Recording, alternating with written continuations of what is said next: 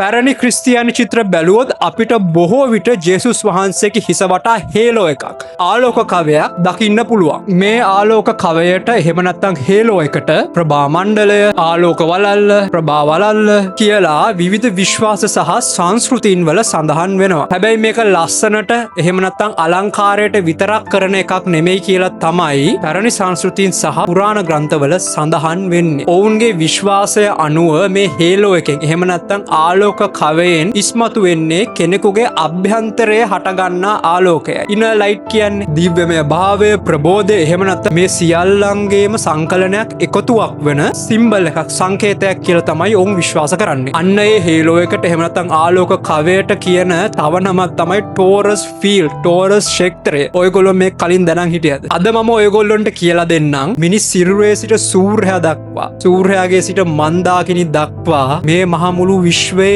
පවතින ටෝරස් ෆීල්ඩ් එකයි ජේසුස් වහන්සේගේ හිස වටා ඇති මේ හේලෝ එක, ආලෝක කවයයි අතර සම්බන්ධය මොකක්ද කියලා. මේ වීඩියෝ එක හරිම ඉන්ට්‍රස්ටිං. මේ වීඩියෝ එක ඉවර වෙනකම් බලන්න, ඒ වගේම ලයික් කරන්න, ෂෙයා කරන්න, අනිවාර්යයෙන්ම රීපෝස්ට් කරන්න. මේ දැනුම ඔයගොල්ලෝගේ යාළුවෝ එක්ක බෙදා ගන්න. අද අපි මේ ටෝරස් ෆීල්ඩ් එක, ටෝරස් බල ක්ෂේත්‍රය කියන ටෝරස් ක්ෂේත්‍රය කියන නමුත් ලේසියෙන් මම මේ ටෝරස් ෆීල්ඩ් එක කියන්නේ මෙන්න මේ ටෝරස් ෆීල්ඩ් එක ඔයගොල්ලෝගේ ඇඟෙන් නිකුත් වෙනවා. මේක හරියට ඩෝනට් ෂේප් එකක් වගේ. ඉතින් මේ ටෝරස් ෆීල්ඩ් එක ඔයගොල්ලෝගේ ඇඟෙන් නිකුත් වෙන්නේ ශක්තියක් ලෙස. උදාහරණයක් කියවන පෘථුවියෙන් නිකුත් වෙනවනේ ඉලෙක්ට්‍රොමැග්නටික් එනර්ජි. අන්න ඒ විදිහටම තමයි. සිංහලෙන් ඔයගොල්ලන්ට කියවන විද්‍යුත් චුම්බක ශක්තියක් වගේ. ඒකේ නේචර් එක කියවන ඒකේ ස්වභාවය ඔයගොල්ලන්ට කිව්වනම් තරංගයක් විදිහට තමයි විහිදෙන්නේ. ඉතින් ඇයි තරදු මේක අපේ ඇහැට පේන්නේ නැත්තේ? ඒකට හේතුව තමයි මිනිස් ඇසට පේන ආලෝකය ඉතාමත්ම සීමිතයි. භෞතික විද්‍යාව හදාරන ඕනම කෙනෙක් ඉන්නවා නම් ඒක දන්නවා. දැන් අපිට එක්ස්රේ පේනවද? ඉන්ෆ්‍රාරෙඩ්,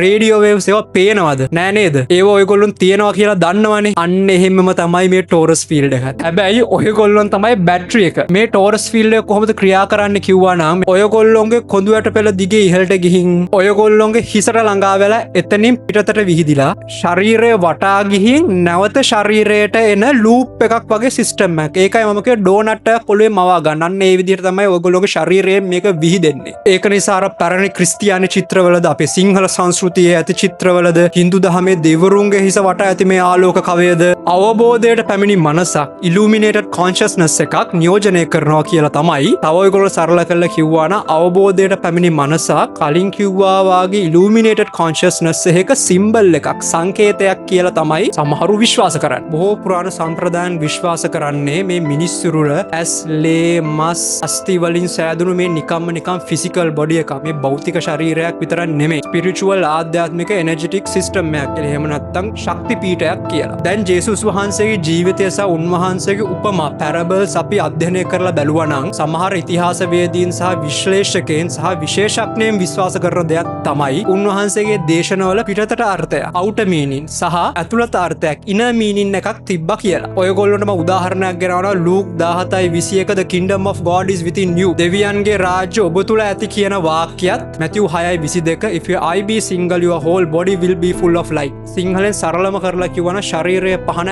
ඇසය. මේක හුඟක් අය මේ පිටත අර්ථයෙන් මනින්න හදනවා. හැබැයි එච්චර සරල නෑ මේක. සමහර වෙලාවට සරලයි ඔයගොල්ලොන් සංකීර්ණ කරගන්නවා. ඒවා මේ නිකන් නීති ගැනවත් ආචාර ධර්ම ගැනවත් කියපු දේවල්ම විතරක් නෙමෙයි. ඉන්ටර්නල් ට්‍රාන්ස්ෆෝමේෂන්, අභ්‍යන්තර පරිවර්තන, මනස අවබෝධය ගැන යේසුස් වහන්සේ සංකේතාත්මක ලෙස එහෙම නැත්නම් මම කලින් කිව්වා විදිහට පැරබල්ස් හැටියට දේශනා කරා කියලා තමයි ඇතැම් ගවේෂකයන් කියන්නේ. හරි, දැන් මම එන්නම් ටෝරස් ෆීල්ඩ් එකයි මෙන්න මේ කතන්දරයයි කනෙක්ට් වෙන තැනට. මම කලින් වීඩියෝ එකේ කිව්වා වගේ මිනිස් කොඳුනාරටියේ කශේරුකා 33 වර්ටබ්‍රේ 33ත් එක්ක මෙන්න මේ කියපු කතාවේ ලොකු සම්බන්ධයක් තියෙනවා. ශුද්ධ වූ බයිබලයේ අනුව ජේසුස් වහන්සේ කුරුසේ ඇන ගහනකොට ඔහුගේ වයස අවුරුදු 33යි. ඇතැම් විශ්ලේෂකයෝ කියනවා මෙතන යම්කිසි සංඥාවක් සහ සංකේතයන් නියෝජනය කරනවා කියලා. බොහෝ පැරණි සම්ප්‍රදායන් වල මේ කොඳුනාරටිය, ස්පයින් එක, ladder to heaven, ස්වර්ගයට යන ඉනිමඟ ලෙස තමයි සඳහන් වෙන්නේ. මගේ බොහෝ ක්‍රිස්තියානි යාළුවෝ දන්නවා ශුද්ධ වූ බයිබලයේ ජේකබ්ස් ලැඩර් කියලා කතාවක් තියෙනවා. මතකය නිවැරදි නම් ජෙනසිස් 28:10. වැරදි නම් අනිවාර්යෙන් නිවැරදි කරන්න මාව. ඉතින් මේ කතාවේ පඩිපෙළක් පෘථුවිය සහ ස්වර්ගය එකතු කරනවා. සමහර විද්වතුන් සහ විශ්ලේෂකයන් විශ්වාස කරනවා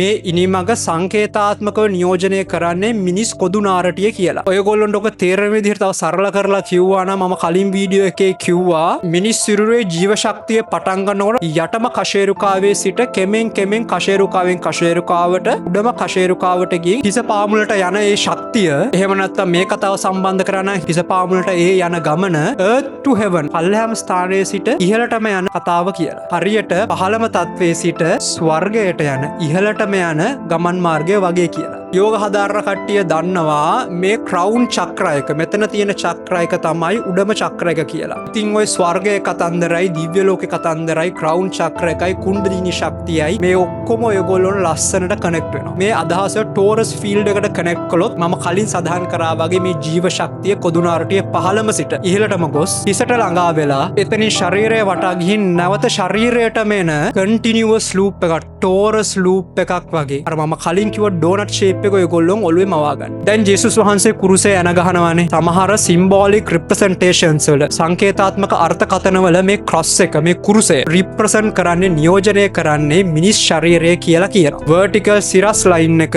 කොඳුනාරටිය නියෝජනය කරනවා. හොරිසොන්ටල් තිරස් ලයින් එක අත් සහ ත්‍රිමාන ලෝකය නියෝජනය කරනවා කියලා තමයි. එහෙම නැත්නම් ෆිසිකල් වර්ල්ඩ් එක ඔයගොල්ලෝ මේ පේන ලෝකය නියෝජනය කරනවා කියලා තමයි සමහරු කියන්නේ. ඉතින් මේ අර්ථකථන අනුව ජේසුස් වහන්සේ කුරුසේ යන ගැසීමේ නිකන් සිදුවුණු ඓතිහාසික සිදුවීමක් නන් නෙමෙයි. මිනිස් තත්ත්වයේ හියුමන් කන්ඩිෂන් එක නියෝජනය කරන සංකේතයක්. එතන රෙසරෙක්ෂන් කියන්නේ මරණයෙන් නැගිටීමට එහා ගිය දෙයක්. කෙනෙක් මරණයෙන් නැගිටිනවා කියන අලුත් කෙනෙක් බිහි වෙනවා. දැන් ඔයගොල්ලන්ට තේරෙන්නේ නැද්ද? ඒ සිම්බෝලික් රිප්‍රසන්ටේෂන් එක සංකේතාත්මක අර්ථකථනය ජේසුස් වහන්සේගේ කුරුසේ යන ගැසීම සහ මරණයෙන් නැගිටීම කෙනෙකුගේ ආධ්‍යාත්මික පිබිදීමක් හෝ පරිවර්තනයක් නියෝජනය කරනවා කියලා ඉඟි වෙන්නේ නැද්ද? දැන් ඔයගොල්ලන්ට තේරෙනවා නේද මේක කොච්චර ගැඹුරට යන දෙයක්ද කියලා. මම මේවා කතා කරන්නේ බයිබල් චැප්ටර් එකක් දෙකක් විතරක් කියවලා නම් නෙමෙයි. මාස ගාණක් අධ්‍යයනය කරලා නාගහමාඩී හමුණු Gospel of Thomas ඒක බයිබලෙන් අයින් කරපු දෙයක්. ඒකත් කියවලා ක්වොන්ටම් භෞතික විද්‍යාවත් මෙතනට එකතු කරලා. ඉතින් සමහර වෙලාවට ඔයගොල්ලෝ මේවා කියවලා නැතුව ඇති. ඉතින් ඒකයි මම මේවා ඔයගොල්ලන්ට කියලා දෙන්නේ. ඔයගොල්ලන්ට ඔයගොල්ලෝගේම සෙල්ෆ් ස්ටඩි එක කරලා මේක ඇත්ත නැත්ත ඔයගොල්ලොන්ටම තහවුරු කරගන්න පුළුවන්. යේසුස් වහන්සේගෙනුත් ඔබට ගියා නම් මෝසස්ගේ කතාවක් තියෙනවා. සර්පයෙක් ස්ටාෆ් එකක් එහෙම නැත්නම් සැරයටියක් මත ඉහළට තබා තිබුණා කියලා ඒක දැකලා මිනිස්සු සුව වුණා කියලා. දැන් මේ සර්පයා ස්ටාෆ් එක දිගේ සැරයටිය දිගේ ඉහළට යනවා කියන්නේ එනර්ජි එක එහෙම නැත්නම් මිනිස් ජීව ශක්තිය කුණ්ඩලිනී ශක්තිය කොදුනාරටියේ කශේරුකාවෙන් කශේරුකාවලට ඉහළට යනවා කියලා ඔයගොල්ලන්ට තේරෙන්නේ නැද්ද? ඒක සිම්බල් එකක් කියලා ඔයගොල්ලන්ට තේරෙනවා නේද? ඕක දමන් ටෝරස් කන්සෙප්ට් එකට එහෙම නැත්නම් ටෝරස් ෆීල්ඩ් එකට කනෙක්ට් කරලා ඔයගොල්ලන්ට කියලා දුන්නා නම් ඔය සර්පයා රිප්‍රසන්ට් කරන්නේ ශක්තිය පහළම සිට ඉහළට යන එක. ඔය සර්පයා කියන එක ලෝ ඉමෝෂන්ස් කියලාත් කියනනේ. ඉහළට යනකොට දිව්‍යමය භාවය. පල්ලෙහාම චක්‍ර තුන ලෝ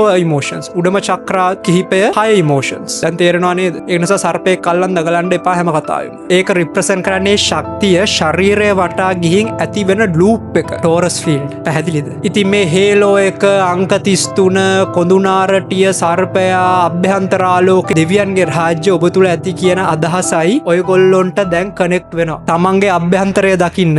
එතන තමයි ඔක්කොම කරන්න පුළුවන්. ඉතින් මේ ජේසුස් වහන්සේ මරණයෙන් නැගිටීම රෙසරෙක්ෂන් කියන එක අවුරුදු 2000කට කලින් වුණ නිකන් සිදුවීමක් නන් නෙමෙයි. මිනිසා තුළ සිදුවන පරිවර්තනය අන්ධකාරයෙන් ආලෝකයට නොදැනීමෙන් දැනීමට නිද්‍රා භවයෙන් අවදිවීමට යන ගමනක්. විද්‍යාවෙන් බැලුවා නම් මිනිස් මොළය සහ හදවත විද්‍යුත් චුම්බක ක්ෂේත්‍රය ඉලෙක්ට්‍රෝමැග්නටික් ෆීල්ඩ් එකක් නිපදවනවා. මැෂින් හයි කරා නම් ඔක පේනවා. නර්වස් සිස්ටම් එක ස්නායු පද්ධතිය මුළු ශරීරය වගේම විශේෂයෙන්ම කොදුනාරටිය දිගේ යනවා. මේ බ්‍රීදින් ටෙක්නික්ස් වලින් යටම තියෙන සර්පයා ලෝ ඉමෝෂන්ස් වගේම ජීව ශක්තිය කෙමෙන් හිස පාමුල ස්වර්ගයට යනවා. ඔන්න මම නියුරෝ සයන්ස් සහ බයොලොජි වලින් ඔයගොල්ලන්ට පැහැදිලි කරලා දුන්නා. හැබැයි ජේසුස් ක්‍රිස්තුස් වහන්සේ බුදුරජාණන් වහන්සේ ක්‍රිෂ්ණා එකම කතන්දරේ විවිධ විදිහට ඔයගොල්ලෝ වගේ මේ ආගම් වලට මරා ගන්න නැතුව මනුෂ්‍ය වර්ගයට කියලා දුන්නා. හැබැයි ඔයගොල්ලෝ මගේ ආගම අරයට වඩා හොඳයි. මගේ එක ශ්‍රේෂ්ඨයි. සර්පයා කියන්නේ මෙයාට අරක තමයි මේක.